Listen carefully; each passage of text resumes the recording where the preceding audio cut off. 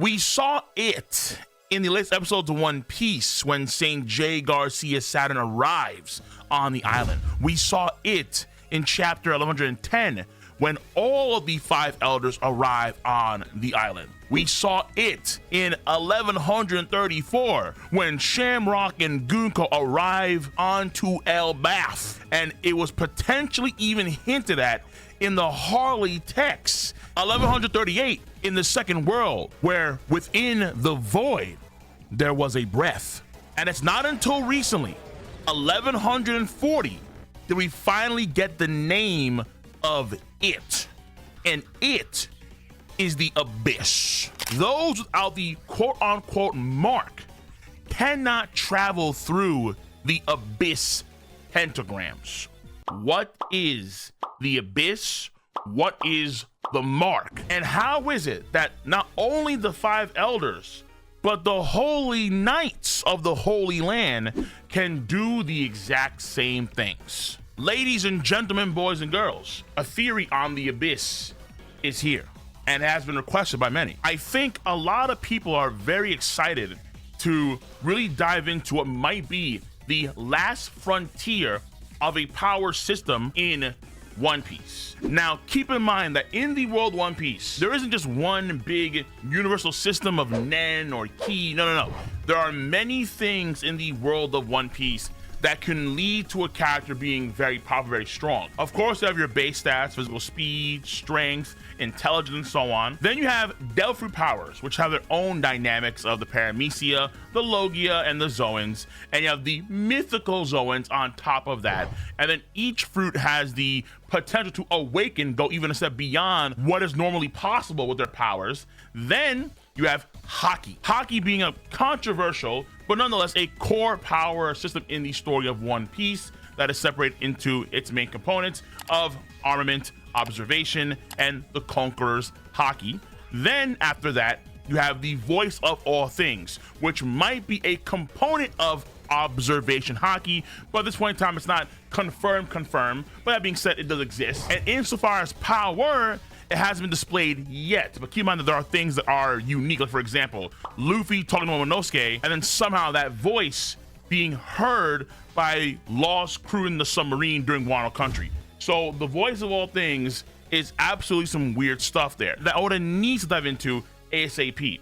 But then you have technology, a quintessential power schema by many of the characters of One Piece. And this, of course, amplifies marksmanship or sword skills or hand-to-hand combat, other base techniques and skills of that sort. Then you have race-tied abilities, so you have the Lunarians with their crazy physiques in their bodies. Then you have the Minks with the Electro. Then you have the Fishman and Merman with their abilities too to control water, talk to fish. So there are many different power systems and schemas in the world of One Piece. And the Abyss, it's here, it's named, and it probably is the last major power schema in the story. Now, given what we know so far, the Abyss, number one, at the bare minimum, is tied specifically to just the pentagrams that allow for the Holy Knights and the Elders to travel from point A to point B. And it looks like to get to point B,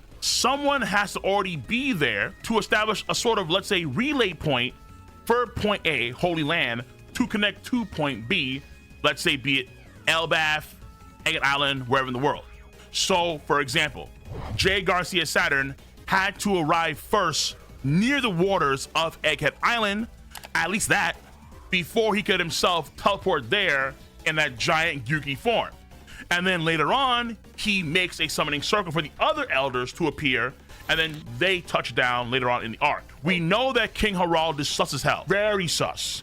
Underneath the carpet in the Holy Land, when Shamrock and Gunko touch down, we see the fire burn that carpet. The magic circle was already there, right in the middle of the Elbaf throne room. Extra sus, and very likely that it's been there for quite some time, covered by the carpet, and it was probably King Harald, because the Holy Knights themselves talk about King Harald as if they know King Harald. At the bare minimum, it's the pentagram teleportation. How could this work, where you have an ability that allows you to teleport yourself from point A to point B? Well, number one, I'm going to assume that the reason why this exists in the first place is Emu. This is my assumption. I could be wrong, but I'm going to bet here that the marks are given to these people, the elders and holy knights, by Imu. Directly, indirectly, Imu is the root cause. Imu, the way it's still portrayed, is a sort of mass of darkness. Still a silhouette. Theory that we're seeing nowadays is that this is what Imu genuinely looks like. Imu is genuinely a sort of black masked entity, a void. Imu itself is that, and it's able to communicate, it's able to talk. It has no real form. That is the point of Imu's existence. So you can argue there is no actual real figure, like whether it be a male or female. What we see is what we get. That is possible. The powers of Imu would then tie to the void, emptiness, space itself. There is an idea here that many people across the world of One Piece are somewhat linked. Shoutouts to Power Vision. Sugar in Dressrosa, when she hits you, you turn into a toy. But there's also a far more terrifying prospect from that, and that is the fact that everyone on the planet forgets who this person was, as if they never existed in the first place. How is that possible? One different power can somehow erase the existence of a person across the entire globe. And the idea is that in some way, we are all connected. You do see that idea brought up in various ways, whether it be philosophical, whether it be actual consciousness, whether it be more direct, let's say through the environment and matter itself. But that idea we can apply to the abyss, or those that are marked. Think of Minato Namikaze, where Minato Namikaze was able to mark certain areas or people and was able to bend space and time and teleport from one area to another area. And I think that that's what we're getting here, at least with the 5 elders and the holy knights.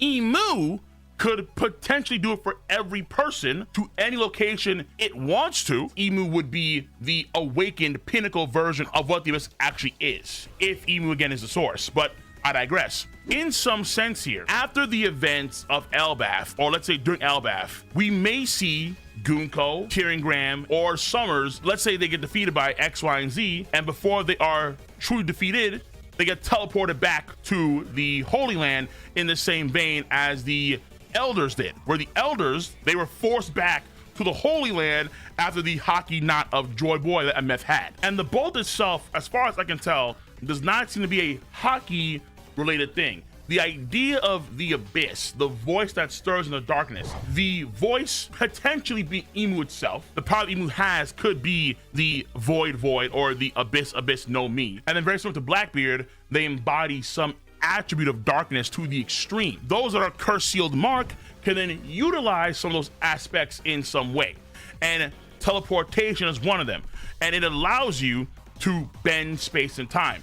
And the reason why I say this is because this. When you think about darkness, let's say you're in a pitch black room. There are no lights. Now let's say from under the door. There are no lights at all. You know you exist, you know you're there, but it's nothing but darkness.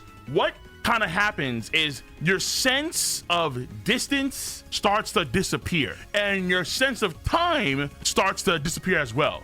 When there's pitch blackness around you, you can't tell how much time is passing, and even more so, you can't tell the distance of where things are around you outside of the floor. Ideally, in theory, if let's say you were in a pitch black area with, let's say, no gravity, then you couldn't tell anything. You couldn't tell the distance of what's above you, next to you, below you. And in fact, at this point, what even is above you? Is above you actually below you, or vice versa? It gets very scary. But I think that concept of spatial awareness and being unable to register distance, I think, is also what's going on here with the abyss, where the abyss is able to literally instantly take one person and move them from point A to point B in, like, literally instantly, irrespective of time and space, because it's the abyss. The abyss itself is the lack of these things. So if the abyss lacks distance, then it wouldn't matter how far someone is, because in the abyss, someone that's a mile away could be right next to you, because that's how you perceive it in some sense when you're in darkness. You have no idea. Another way of viewing this could be, let's say, like a wormhole in sci-fi. You have wormholes that bend space and time, and then you're able to go from one area to another area way faster than conventional travel. Sometimes we can call this hyperspace, where in this particular space, you're going far faster than the speed of light can ever travel, and you're able to then bypass normal conventions of space and time and get to where you want to get to in a much quicker amount of time than normal. Well, it would take you like normal, let's say, 5 light years would be only 10 minutes because you're traveling through hyperspace. So in this sense here, if you want to say that the abyss is akin to hyperspace, I'm cool with that. But the abyss is so much more, because that only apply, I think, for just the pentagram teleportations. That's number one. Like hockey and devil fruits, I do see 3 main paths here for the abyss. That's path number 1. Path number 2 for the abyss is what? Immortality factor. Or you can call it hyper regeneration factor. The abyss could be the root source of that as well. Now, obviously, the elders themselves even gave Luffy a hard time. And the core reason why, obviously, is that even though he was doing so much damage to the elders kept on regenerating. And in fact, it seems to be way more than just your standard regeneration factor, because we literally see with Saturn in chapter 1121, Luffy and Bonnie do a combo move. Luffy's haymakers are so intense that Saturn gets holes blown through his body, and then Saturn potentially falls into the water.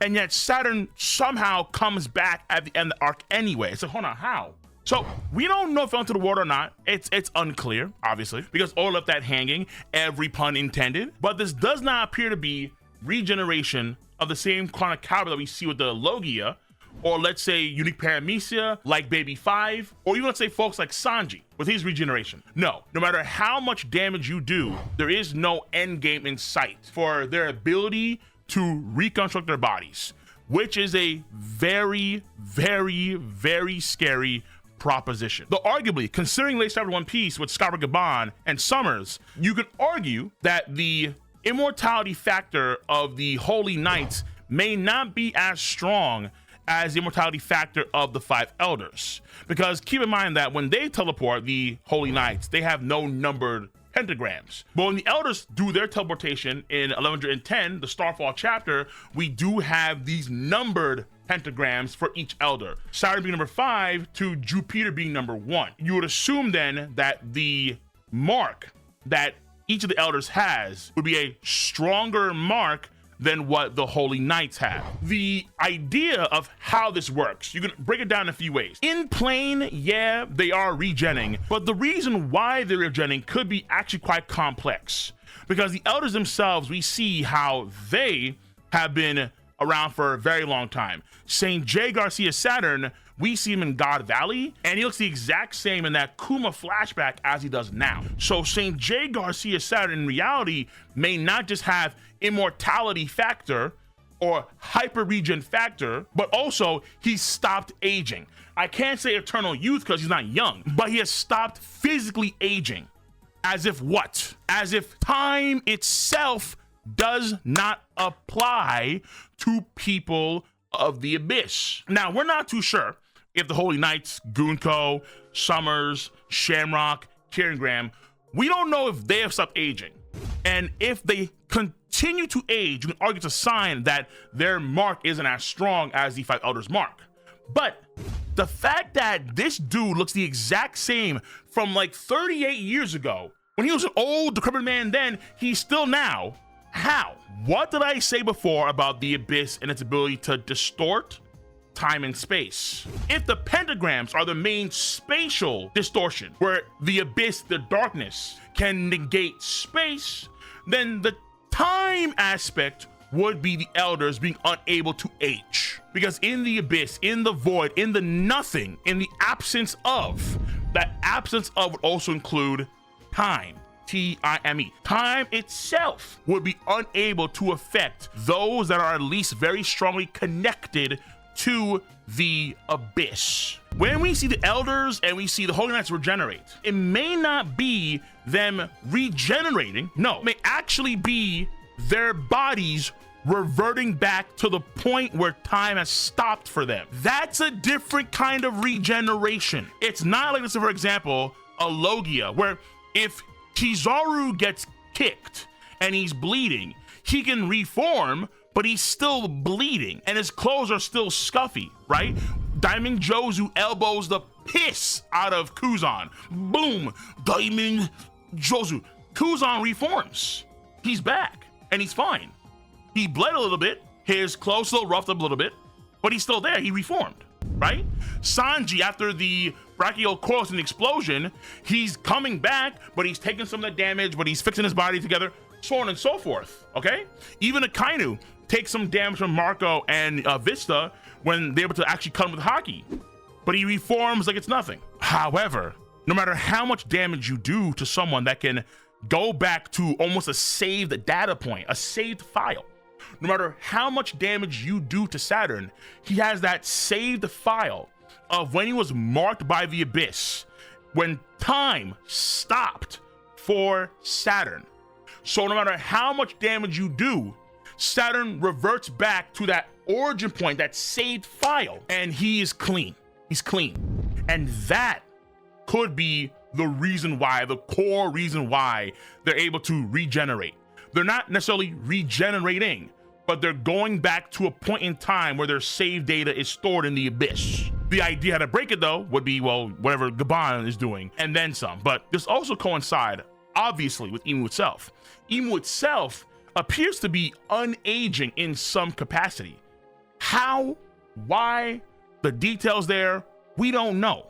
But if the Abyss itself represents not only the ability to distort or stop, manipulate space, but also time, then Imu itself represents that, and then Imu has lived for a very, very, very, very, very long time. Or you could argue that time hasn't moved. Let me not say he hasn't lived for a very long time per se, but time hasn't moved for Imu itself in a very long time. So when Imu does finally kill Saint J. Garcia Saturn, you can argue it's Imu removing the powers of the Abyss, and then he starts to become like a skeleton in some way.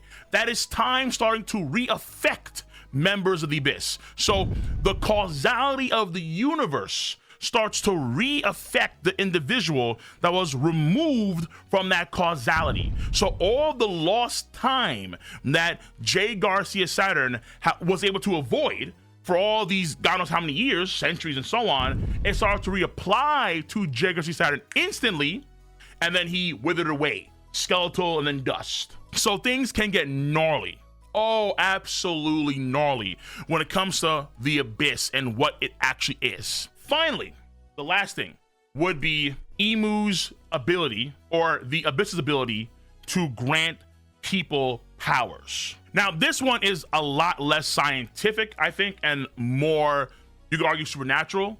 But in the second world, the Harley text, they say again, within the void there is breath. And then the forest god tamed demons, and the sun spread the fires of war. So the details of those fires of war and the sun, you'd assume would involve Nika, fair enough, but it may not involve Nika at all. But instead, it's the fire that's always attributed to the Abyss pentagrams when they come in, that flame that's always around them, and the attributes of those that have abilities that are granted to them by Imu. So those are marked by fire in some way. So you have the breath of the Gyuki is stored in the Abyss somehow, some way. So Saturn can use the power of the Gyuki because the breath of the Gyuki is stored. It's soul. Devil fruits have souls, but we don't know how the fruits themselves came into existence. Vegapunk says that they're manifested by people's wills and so on and so forth, but as far as we know, there are no new fruits. All the fruits that existed in the story of One Piece today have also existed pre-Void Century. At least that's what I would say, because we know that there's also what? A devil fruit encyclopedia of the fruits of yore. An encyclopedia where they do have the Hito no Mi model Nika and not the gum fruit. So if the soul of the devil is stored in the fruit, that could be just one method of storing the soul of the devil or the power or the entity. Keep in mind that humans' existence, animals' existence, living things' existence in itself is also the main method of how you store souls. Souls are within our own bodies, within our own hearts and minds and so on. So our bodies and our brains and so on is another method of storing a soul. That's number 2. Number 3, Big Mom shows us that you can take souls and store them into inanimate objects, trees, rocks, clouds, like energy itself, like fire and lighting and so on. So Big Mom shows you how the soul can be stored in even things like these, where inanimate objects can contain souls. Number 3. So in comes number 4. In the past, the fruits was one method of storing the souls of the demon or the power, but there are also other methods, ones that were less savory, ones that were irredeemable, something of that sort. And these powers that you've seen so far in the story, the Cerberus power Shamrock Sword, the Gyuki, the Tsunade, the Fangxi, the Bakotsu, the Sandworm, these powers that so far have only been Zoan abilities, but these powers, you could argue, were powers that were created a long time ago, around the same time as the other fruits, but these souls, these abilities were not stored in, let's say, fruits or other things. They were stored in the abyss. So it's taking that sort of video game concept of that infinite storage unit and applying it to the abyss itself. So Emu may have access to many powers we have yet to see. Maybe you could argue these are powers that are born from particularly nefarious wishes, sadistic, twisted wishes. And as a result, these wishes, these dreams, or I guess these nightmares and these horrors were stored in the abyss. The way they're able to sort of take the wishes and hopes and dreams or nightmares and terrors and trauma, they were able to take them and put them into fruits as powers. They can maybe also take them as abilities and put them in the abyss. So like they kind of coincide. So in some way there'd be a evil or dark alternative for what has been established for so long with current powers. That would be the result of that. So it gets deep. It gets, I think, pretty deep. So these are the 3 main things I can see going on for the powers of the abyss right now. I did a video over here where I talked about Emu's potential ability and how Emu's ability could have been Nurari Hyun, where Nurari Hyun is the leader of the 100 Demon Parade. And it's also based on another shonen story called Nura Rise of the Yokai Clan. If you know, you know. When we now know that it's called the Abyss and folks are marked by the Abyss, I think we should change our sort of mode of thought here. Emu could be the awakened different user of the abyss fruit, if that's actually a fruit. And what I just said for this whole video could literally apply to Emu in so many respects. And the reason why Emu then would be so fitting as a villain for Luffy is that in a way it does kind of tie back to the Horty Jones thing of nothing, where what fueled Horty Jones was essentially no real trauma of its own, but just the yapping and the history of Fishing Island. But at the same time, this wouldn't be that. This would be more like Luffy is fighting something that is incapable of literally dreaming. The dreams that fuel men's hearts and wishes and souls. That is what Emu personifies. Emu would be almost like a concept, like you see in Unluck, where Emu wouldn't necessarily be a villain to fight, but more like a concept that Luffy has to struggle with if they're gonna actually have their fight. These are my stances on the Abyss right now. Even the concept of Nurari Hyun, leader of the 100 Demon Parade, there could genuinely be 100 unique abilities within Emu itself. And if there are, you know where that came from. Nurari Hyun, the leader of the Demon Parade.